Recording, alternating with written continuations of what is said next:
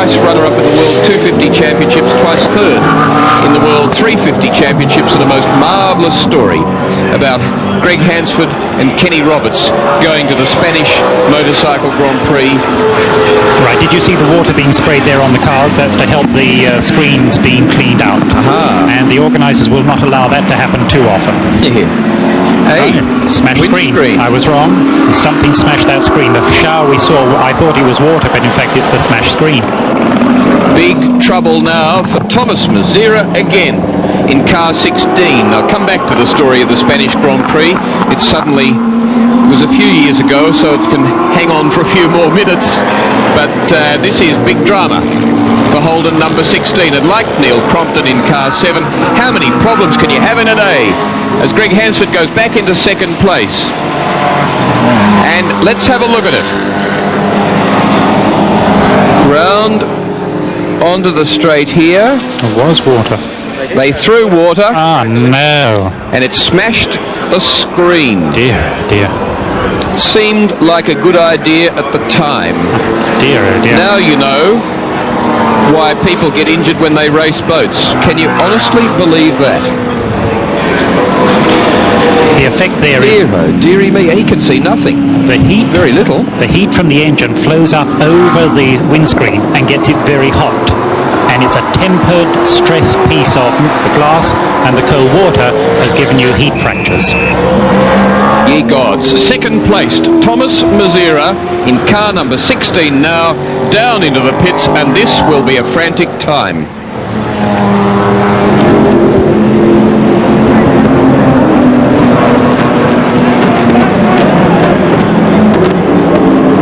All you know of this is that they won't do it again.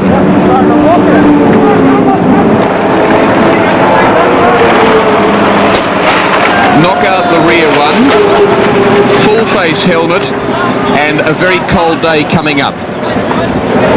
Kick out the rear because that would have blown out anyway. Clear the glass off the car. Rice is in there. Bonded screens, so they're hard to remove. Call for Windscreens O'Brien, one of the sponsors for Neil Crompton's car. We need to make sure they get all of that glass out of the way. He must not take that onto the racetrack with hot racing tyres out there. That is not even acceptable to think of. Dear oh me. One of the world's, well, as I say, seemed like a good idea at the time. Oh, goodness me. Remember the winner of this race last year, Larry Perkins.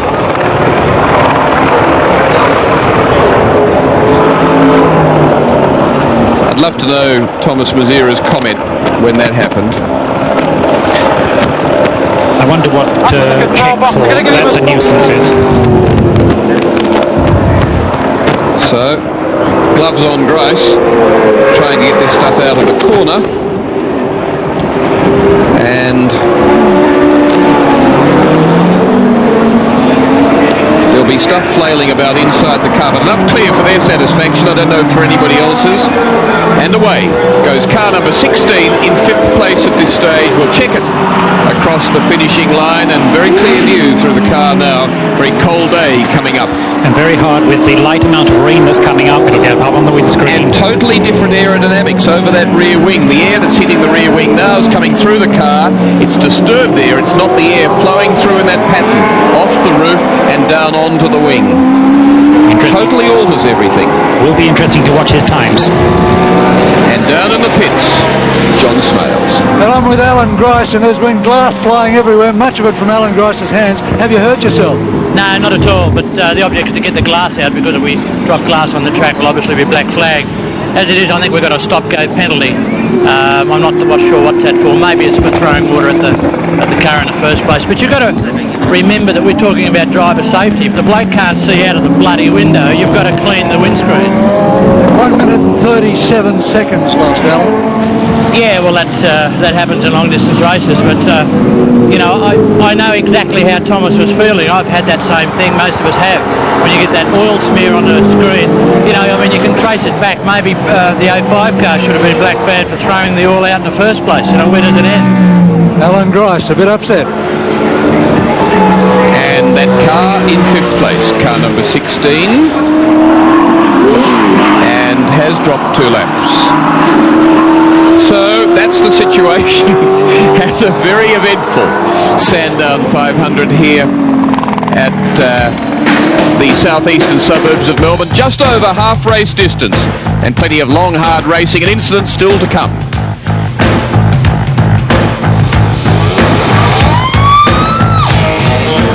Peter Brock has been around long enough to remember what happened when someone last threw a bucket of water at the front windscreen of a car. Peter, where was it? What happened? Well, it was at Oran Park. It was the main straight. It was one of those Oran Park 250s, and it just smashed the windscreen. I remember the time I looked at it and said, gee, that's pretty dicey. It's like throwing perhaps a 5 kilogram blancmange at 160k. I mean, it's a lot of mass, a lot of weight. And we tried to stop Holden Racing Team. I mean, Larry ran down to the mechanic and to Jeff Gretsch and said, don't do it. I ran down there to their engineering group. People said, hey, never throw it. Anyway, they did it. And I said, oh, couldn't believe it. Couldn't believe my eyes. Grice, possibly in a bit of anger, suggested if your car hadn't been dropping the oil, they wouldn't have had to do it in the first place. Was that Thomas's car though, wasn't it? Yeah. Oh no, well Thomas's car broke down, of course, at the beginning of the race. And so it had, he's out of the race, so I don't understand what that's all about. Oh, well, Grice was just simply suggesting because your car was dropping the oil, it was your oil that was on the windscreen of the car. That's true enough. Yeah, that's true enough. Yeah, we've had this mist of oil, which has been a great problem for us. We haven't known where it's coming from, what it's doing. We're trying to fix it. Finally, we've fixed it now. It's a very fine airline crack in the oil filter, a brand new oil filter. I mean, you can't. Yeah, Thomas Mazera in the pits can't believe his good luck. From 0, he's coming back to be hero again, 2nd place in the motor race. Thomas has just had a lightning 20-second pit stop. And Thomas, what did it feel like when that windscreen cracked? Well, first thing I did is just pull my visor down. Just luckily I wear the full face helmet, and I always keep the visor on just in case something like that happened. And early on I got so much oil on the screen from Brock's car, and I was very disappointed that the officials didn't pull him off the track, because it was very unfair to other competitors to keep the car out there, and I just couldn't see the thing. Then we started chucking water on the screen when I went by the pits, and we went a couple of times and make it better, but the 3rd time it just broke the screen. Thomas, have you got a heated windscreen? Yes, we've got a heated windscreen, yeah. So that's what possibly caused the break?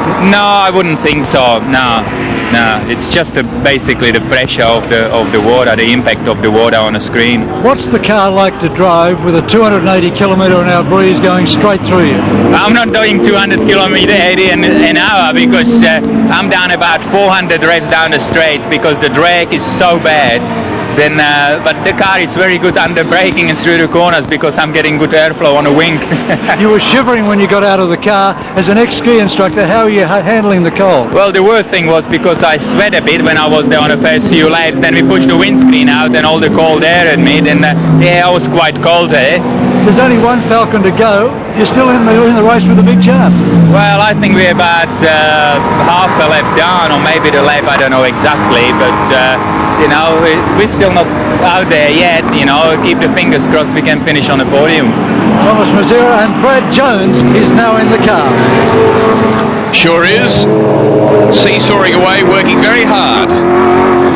And the guy that does so well at Oscar races down at called a Thunderdome, now very busy in this car, and delighted finally to get a drive on race day. Alan Grice initially, then Thomas Mazera, and waiting patiently in the pits has been Brad Jones, who's 2nd in the motor race at the moment, a motor race that's far from over.